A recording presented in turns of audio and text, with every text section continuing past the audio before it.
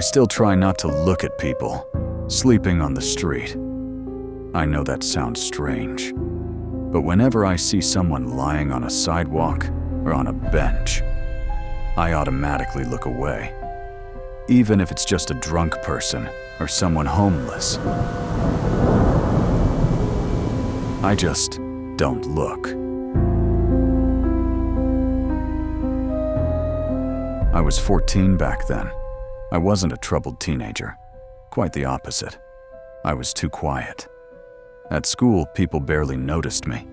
I didn't have any real friends. I just went to class, sat at my desk, and tried not to draw attention to myself.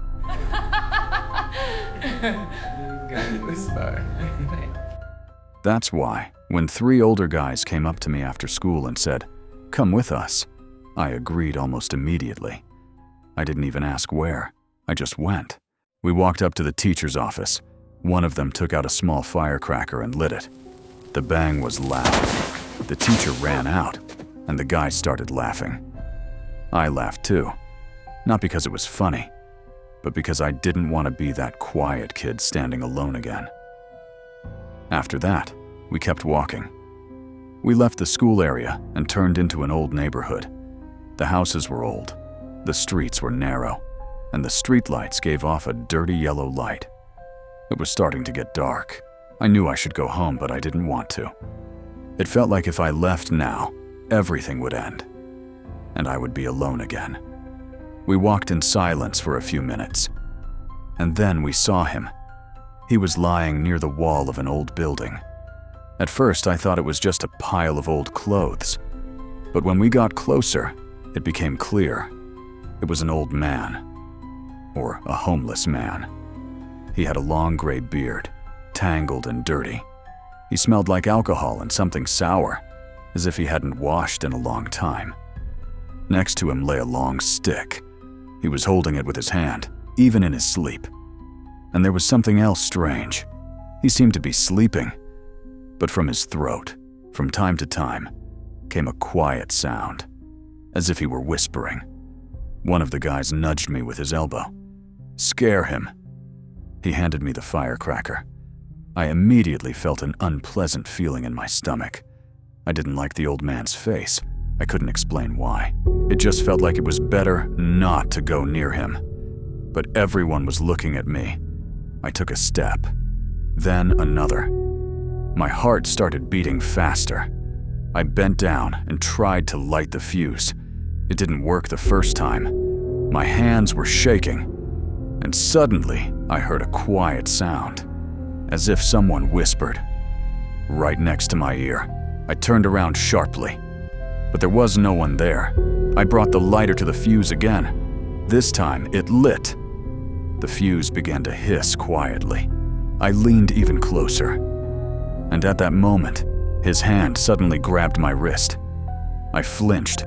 He turned his head and looked straight at me. I will never forget his eyes.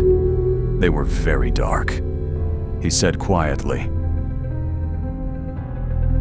Now, you will see too. And at that very moment, the firecracker exploded. I pulled my hand free and jumped back. The guys were laughing, but I wasn't. My hand was shaking, and I couldn't stop thinking about his eyes. A few minutes later, I said that I needed to go home, and I went to the bus stop.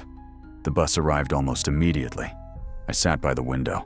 I tried to look outside and think about something else, but I couldn't. I kept remembering the old man's face and his words. Then suddenly the bus stopped. Not at a stop, just in the middle of the road. The driver muttered something and went out to check. The bus became quiet, and suddenly the doors opened on their own, then closed. The driver came back. The bus started moving again, and then I heard a quiet whisper near my ear. I slowly turned my head. At the back of the bus sat the old man. Or maybe it just seemed that way to me. I wasn't sure, but my heart tightened immediately. I didn't dare turn around again. When the bus stopped at the next stop, I just ran out and ran home. I lived with my grandmother and grandfather. My parents had died a long time ago, so I grew up with them.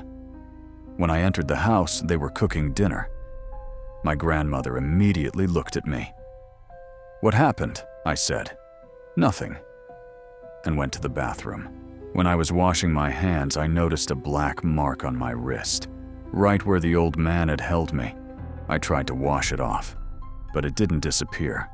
I decided it was just a bruise, but at night it got worse. I heard a voice, very quiet. "Now you will see too." I turned on the light. The room was empty. I went downstairs. My grandfather was watching TV. I sat next to him and pretended to watch as well. But suddenly, a shadow appeared on the wall. The shadow of a man with a stick. I turned around sharply. There was no one there. In the morning, I woke up late. I lay in bed for a long time, staring at the ceiling. But inside, I still felt tension. When I remembered the old man's face, my heart started beating a little faster again. I went downstairs. My grandmother was already in the kitchen. She was cutting bread and putting the kettle on. "Are you not going to school today?" she asked. I said I had a headache. She touched my forehead and said that I probably just didn't sleep well. "Get some rest today." My grandfather had already left. The house became quiet again. I went back up to the attic. I was bored. I tried to read a book, but I couldn't focus. My thoughts kept returning to the previous night. From time to time, I looked at my wrist. The black mark was still there, but now it had become lighter. I walked over to the window. Our yard was empty. Behind the fence, there were several houses. One of them stood a little farther away than the others. Old, with peeling paint and a crooked fence. I knew that house. No one lived there. And suddenly, I noticed movement. There was a boy in the yard of that house. He was playing with a ball. The ball was old, worn out, almost brown from dirt. The boy's clothes also looked old. His jacket was too big for him, the sleeves almost covering his fingers. He kicked the ball across the grass. Sometimes he caught it. Sometimes he just stood and looked down. I thought that maybe new neighbors had moved into that house. A few seconds later, he kicked the ball harder. The ball flew over the fence and landed right in our yard. I was standing by the window. The boy lifted his head and looked straight at me. It was strange. He didn't wave. He didn't shout. He just looked for a long time, as if he wanted to say something, but couldn't. I felt something strange, as if he was waiting. I hesitated for a moment. Then I went downstairs. When I stepped into the yard, the ball was lying near the old tree. I picked it up. It was heavy and cold. I looked over the fence. The boy was still standing there. He was looking straight at me. His face was strangely calm. No smile, no expression. I awkwardly kicked the ball back over the fence. The boy caught it. He was still looking at me. And suddenly he kicked the ball again. It flew over the fence once more. I was a little surprised, but I thought he just wanted to play. I picked up the ball again, and at that moment, I noticed something strange. There were dark stains on the ball. At first, I thought it was dirt, but when I ran my finger across the surface, I saw blood. Fresh. My fingers became sticky. At that moment, I heard that voice again. Quiet. Right next to my ear. Now, you see, I dropped the ball and ran back into the house. I slammed the door, went up to the attic, and closed the curtains. I sat on the bed and tried to calm down, but my hands were shaking. I dropped the ball and ran back into the house. I slammed the door, went up to the attic, and closed the curtains.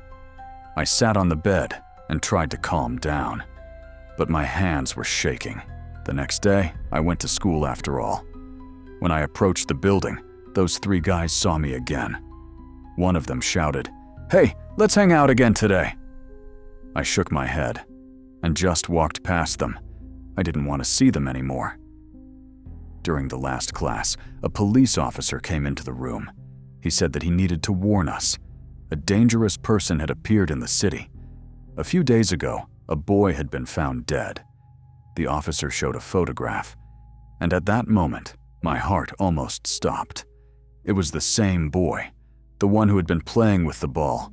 My body suddenly turned cold. I stopped listening to what the officer was saying. After the lesson, I immediately left the school.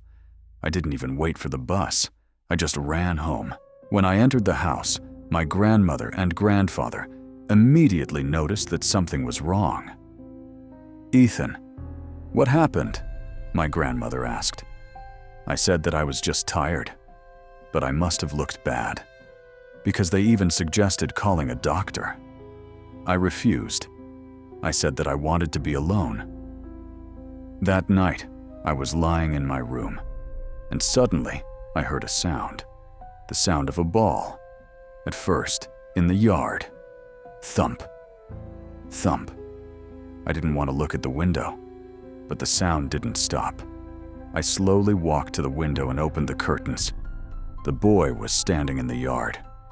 He was playing with the ball, and next to him stood the old man, the same one, with the stick.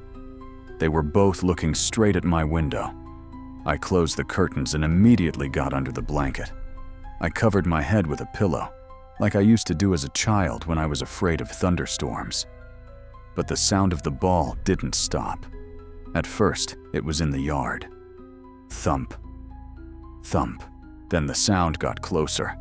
I heard it downstairs, in the living room, as if someone was slowly rolling the ball across the wooden floor. Thump. Thump. My heart was beating so fast that I could barely breathe. I covered my ears with my hands, but the sound only became louder. Now it was in the hallway, right outside my room door. Thump. Thump. Thump. And along with that sound, I heard a voice, very quiet, but now I clearly understood the words. "Now, you see," I started crying, at first quietly, then harder. I wanted to call my grandfather. I wanted to scream, but no sound came out. It was as if my throat had stopped working. I opened my mouth, but couldn't make a sound. The sound of the ball came even closer. Now it was right next to the door. Thump. Thump. Thump. And the voice whispered again, right next to my ear. "Now, you see." I pressed my hands harder against my ears, curled up under the blanket, and suddenly, a bright light filled the room. So bright that I shut my eyes. It was like a flash right next to me. A white burst. Silence. For a moment, everything disappeared. I opened my eyes and saw emptiness. Not my room, not walls, just a bright space. And in that space, I saw my mother and father.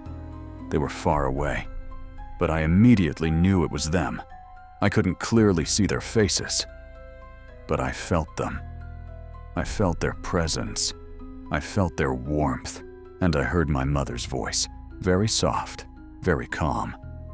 "Quiet, my son. Sleep peacefully. No one will bother you anymore." Then I heard my father.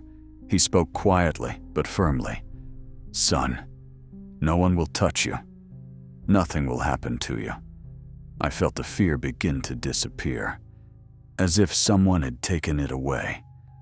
The light became softer, quieter, and I fell asleep. In the morning, I woke up. Everything was quiet. Even the mark on my wrist had disappeared. But since then, I try never to go near people who sleep on the street, because sometimes they can wake up.